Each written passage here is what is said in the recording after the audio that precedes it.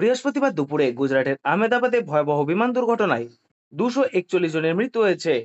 সংবাদ সংস্থা এএনআই এর খবর অনুযায়ী এই দুর্ঘটনায় প্রাণ হারানো প্রতিটি ব্যক্তির পরিবারকে টাটা গ্রুপ 1 কোটি টাকা করে ক্ষতিপূরণ দেওয়ার ঘোষণা করেছে। দুর্ঘটনায় আহতদের চিকিৎসার খরচও টাটা গোষ্ঠী বহন করবে এবং তাদের প্রয়োজনীয় সব চিকিৎসা ও সহায়তা দেওয়া হবে। এছাড়াও বিজে মেডিকেলের হোস্টেল তৈরিতেও টাটা গোষ্ঠী সহায়তা করবে বলে টাটা সায়েন্সের চেয়ারম্যান এন চন্দ্রশেখরনকে উদ্ধৃত করে জানিয়েছেন এএনআই। আহমেদাবাদে ভয়াবহ বিমান দুর্ঘটনায় মৃত্যু মিছিল। বিমানটিতে 242 জন আরোহী ছিলেন, যার মধ্যে 2 জন পাইলট এবং 10 জন কেবিন ক্রু ছিলেন।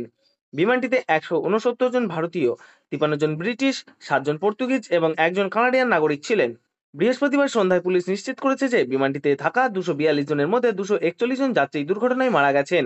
একমাত্র কপাল জোরে প্রাণে বেঁচে গেছেন বিশ্বাস কুমার রমেশ নামে এক যাত্রী।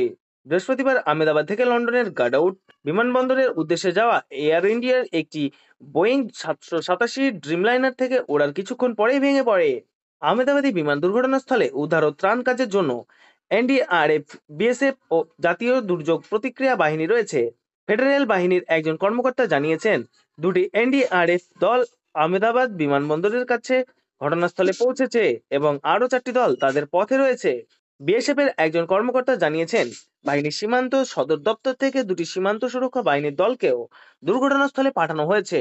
বিমানবন্দরে সন্ত্রাস বিরোধী সুরক্ষা কভার সরবরাহকারী কেন্দ্রীয় শিল্প সুরক্ষা বাহিনীর কর্মীরা স্থানীয় দমকল ও পুলিশ কর্মকর্তাদের সাথে দুর্ঘটনাস্থলে পৌঁছানো প্রথম উদ্ধারকারীদের মধ্যেই ছিলেন। ওড়ার পরপরই এয়ার ইন্ডিয়ার বিমানের পাইলট আহমেদাবাদ এয়ার ট্রাফিক কন্ট্রোলারকে মেডে কল করেছিলেন, তবে এরপরে বিমানটি এটিসির করা কলগুলিতে কোনো সাড়া দেননি। বিমান নিয়ন্ত্রক ডিজিসিএ এক বিবৃতিতে জানিয়েছে, দুর্ঘটনার কবলে পড়া বিমানটিতে 11 বছরের পুরনো এটি আমেরিকান কোম্পানি বোয়িং দ্বারা তৈরি। এই বিমানটিতে অনেক ধাতুর মিশ্রণ রয়েছে, যার কারণে এর ওজনও খুব কম। এই কারণে এই বিমানটি দীর্ঘ দূরত্ব ভ্রমণ করতে পারে।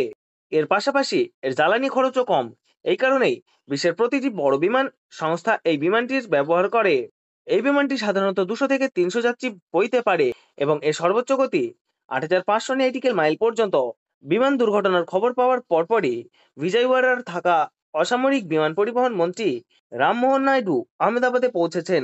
রামমোহন নাইডুর কার্যালয় জানিয়েছে যে তিনি ডিজিএসএম, এআই ও এএআই, এনডিআরএফ এবং গুজরাট রাজ্য প্রশাসনের ঊর্ধ্বতন কর্মকর্তাদের সাথে ক্রমাগত যোগাযোগ রাখছেন। প্রাপ্ত তথ্য অনুযায়ী প্রধানমন্ত্রী নরেন্দ্র মোদী ব্যক্তিগতভাবে অসামরিক বিমান পরিবহন মন্ত্রী শ্রী রামমোহন নাইডুর সাথে কথা বলেছেন এবং আহমেদাবাদে এয়ার ইন্ডিয়ার বিমান দুর্ঘটনার পরিস্থিতি পর্যালোচনা করেছেন।